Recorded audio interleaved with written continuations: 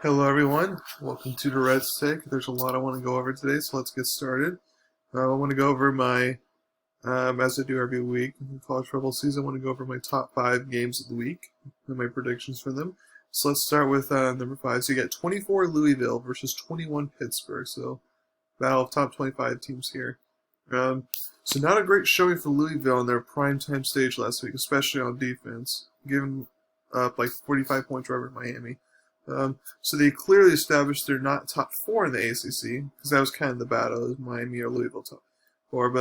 But are they the top 5 at number 5 maybe? Because if not, then it looks like Pittsburgh will be that team, because they're undefeated so far, looking good. Here's my thing: if you're not in the top 5 of a Power 5 conference, you're irrelevant, in my opinion.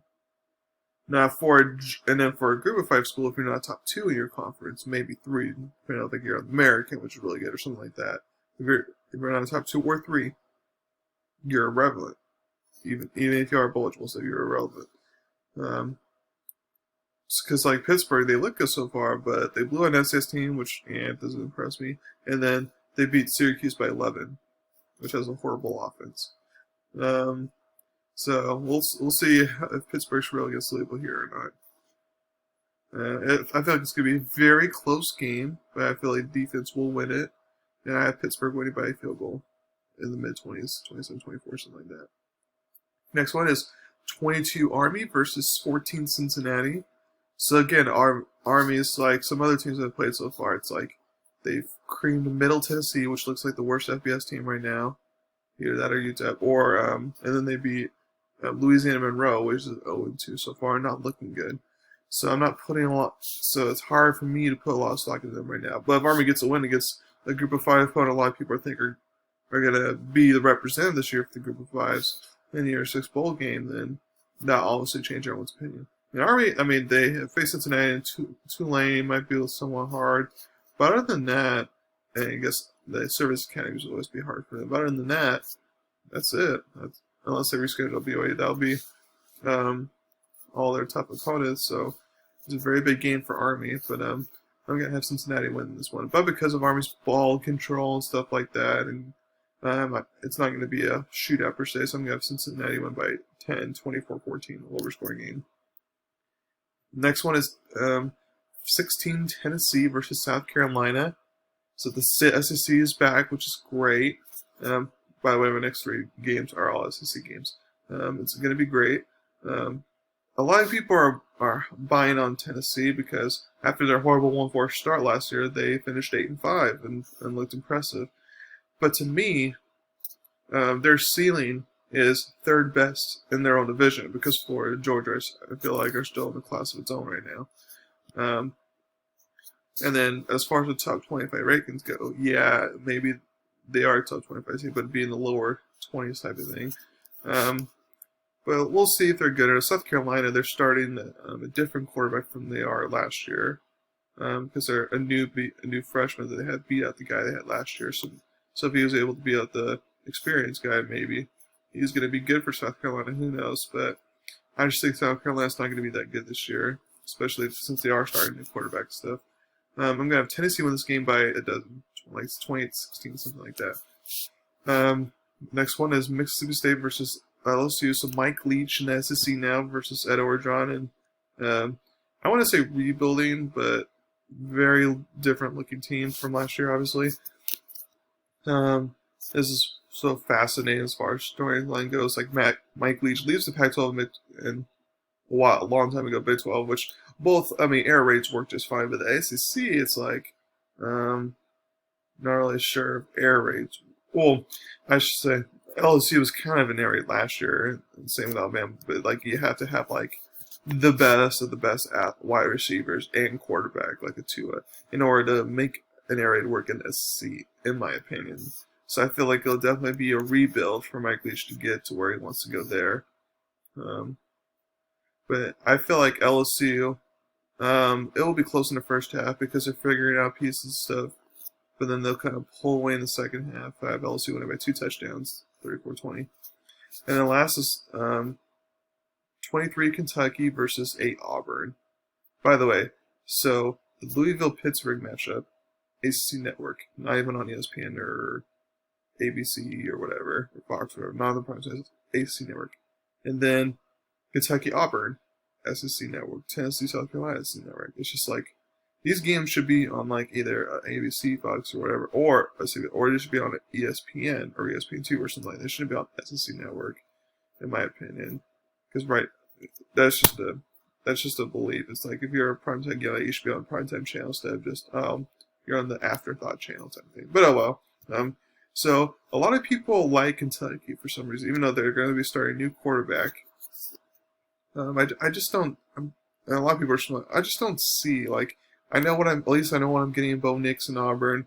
And I feel like Auburn, well, things will be slow in the first half because the season openers. That's how things go. Sometimes they'll pull them away or get something good going in the second half and win about 2 possessions, like the previous game, like 30-17, something like that. So I was pretty good. I was pretty good last week, so we'll see if I'm good again this week. Okay, so now after examining the NFL, I'm going. Well, actually, before I do that, I'm going to go ahead and go over my predictions for this upcoming week in the NFL. So for Thursday Night Football tomorrow, you have Miami versus Jacksonville. This one was actually one of the hardest ones for me to pick because Miami's rebuilding. This is a team for a Miami team like to win basically, even though it's on the road. It's like it's one of the games where they should win. But I mean, I like what I've seen from Jacksonville in their 2 games. Like if it wasn't for a late interception, they could be 2-0 right now. So and since it's at home, I'm gonna go ahead and go with Jacksonville in the close game. Chicago versus Atlanta. I know Atlanta had a debacle and they haven't been looking good on defense stuff, but this is a game for Atlanta where you're at home and you're facing Trubisky. So you know the defense for Chicago is real. It's just like this is a game Atlanta should win, and I feel like they will. It'll be a close game though. LA Rams versus Buffalo, one of the most interesting matchups. This one's very hard for me to pick, but since the Rams have to go to Buffalo, although it's not cold right now, I mean maybe weather might play effect. And plus, if LA Rams are already on the East Coast, so maybe being away from home for a while catches things up. Maybe Buffalo's a good defense, which can stop the wide receivers. So I'm going to take Buffalo, barely. Washington versus Cleveland. Again, another one, hard for me to pick, but I'm going ahead and go with Cleveland because Cleveland has some type of offense where Washington doesn't really have an offense. Tennessee versus Minnesota. I'm going to take Tennessee on this one. Obviously, Minnesota's just struggling too much. Las Vegas versus New England. This one will be a very interesting one.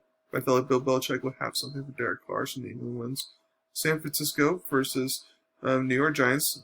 Even despite 49ers injuries, San Francisco wins easily. Cincinnati versus Philadelphia. Now, I'm going to take Philadelphia by like 2 possessions, but like this one can go either way. It could be like Cincinnati could get an upset here. Houston versus Pittsburgh. I'm going to take Pittsburgh here. They'll destroy the Texas offensive line and make it to where they'll have to run the ball a lot because there's not going to be a lot of open receivers for Deshaun to go to since he doesn't have DeAndre Hopkins. Then we get the Jets versus Indianapolis. Indianapolis wins this one easily. Carolina versus LA Chargers. I'm going to take the Chargers in this one. Carolina has too many injuries, bad defense. So whether it's Herbert or Taylor starting, Chargers win. Tampa Bay versus Denver. Again, Denver and their injuries. Tampa Bay wins easily. Detroit versus Arizona. This is a close game last year, but Arizona, I feel like, wins this one easier. Dallas versus Seattle. Now, this is one that's going to be more of a shootout because both defenses aren't that good. But in the end, it's going to be Russell. It's going to come down to Russell Wilson versus Dak, and I got to take Russell Wilson. So I'm going to take Seattle there. Green Bay versus New Orleans. If it wasn't for this past Monday Night Football game, I would take the Saints. But after seeing that, I'm going to take Green Bay barely, like a field goal or something. And then Kansas City versus Baltimore. A lot of people are picking Baltimore, especially it's at home for good reason. But I'm going to go with Kansas City because Kansas City's had their number recently. So those are my predictions. But now I want to go over my updated projections for the NFL season. Because some things have changed, some things are not. And I'm going to go over with you which ones I feel like may be overreactions and which one will not be. So let's start with the AFC East. I have Buffalo still in a division with the same record as 7. But New England I have now second division, not third anymore. So instead of like 4-12, I got the beginning of the season. I updated New England to 8-8 because I like what I've seen from them so far. But again, their schedule's kind of difficult. So it's going to be kind of a bunch of highs and lows, not get too much consistency there. I mean, the best case scenario for New England, in my opinion, is to go 9-7, and then get a wild card spot. But if 8 is what I see right now. Miami, I didn't give them 2 wins, so I downgrade them to 5-11. And the Jets, I put them in 0-16 because they just looked awful right now. With injuries and stuff, it's just not going to go well there. So now AFC North, Baltimore, I upgraded with one at 14-2. Pittsburgh, I still haven't. I upgraded them with a win as well, and they're at 12-4.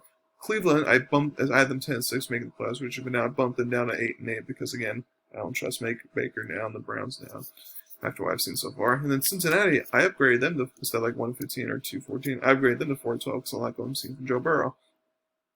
AFC South into Indianapolis, I still have them winning division 11-5. Tennessee now I've upgraded them and have them second 10-6, doing better because I like what I see from them. Houston, I have an 8-8. I thought they could sneak into the playoffs, but not right now. Not what I'm seeing. Jacksonville, I gave them some wins, so instead of 1-15, I upgraded them to 4-12. AFC West, Kansas City, I upgraded them from 13 through 14-12, so I have them as the number 1 overall seed because they win the matchup tonight. Whoever wins the matchup tonight gets the number 1 seed, by the way. Not tonight, I mean Monday night. And then second place, I have Las Vegas at 9-7. I feel like despite their defense being bad, they're going to do pretty well. LA Chargers, I have an 8-8. I feel like with their defense is going to keep them a lot of games, but without an explosive offense, so it's going to cost them a few games. And then Denver, I have a 3-13 because of their injury problems. Okay, NFC East. I have Dallas. I downgraded them a win because I'm not liking their defense right now. I'm even more than I originally thought. So I have them at 9-7 instead of 10-6. Maybe it might be even 8-8. But that's enough to win this division because it's horrible. Philadelphia, I have a 5-11. Now that's an overreaction. Things can obviously change. They can become in the playoff hunt, but I'm just not liking what I'm seeing for them. Washington 4-12. Upgraded them a couple wins. And then Giants 1-15. Without Saquon Barkley, it's just not going to go well. North, Green Bay, I have them at 12-4. So I upgraded them with a couple wins because I like what I've seen for them so far. Chicago, I still have them at 8-8. There's just too much inconsistency there. Minnesota, I downgraded them all the way to 5-11. I'm just not liking what I'm seeing for them. It's going to be rough for them. In Detroit, I have a 1-15 still. And then the AFC South, New Orleans still at 13-3, even though last week did concern me. I'm still going to have them be the number 1 overall seed and win their division. Tampa Bay, I still have a 12-4. Even though they haven't been too impressed, I feel like they'll get together. Atlanta, I downgraded them to 5-11 just because their defense is that bad. And in Carolina, I downgraded to 4-12 because of their injuries and defense. And then the West, I have Seattle winning it at 13-3 despite their bad defense because of Russell Wilson. And then I have Arizona next at 11-5. So that definitely might be an overreaction, but I'm going to drink the poison there.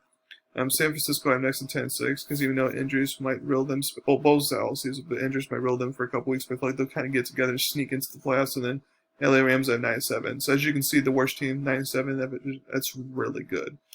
And then I'll go over my and then I decided I won't go over my NFL predictions, but playoff predictions. But basically, in the AFC, Kansas City 1, Baltimore 2, Indianapolis 3, Buffalo 4. So my top 4, and Pittsburgh 5. So my top 5 hasn't changed.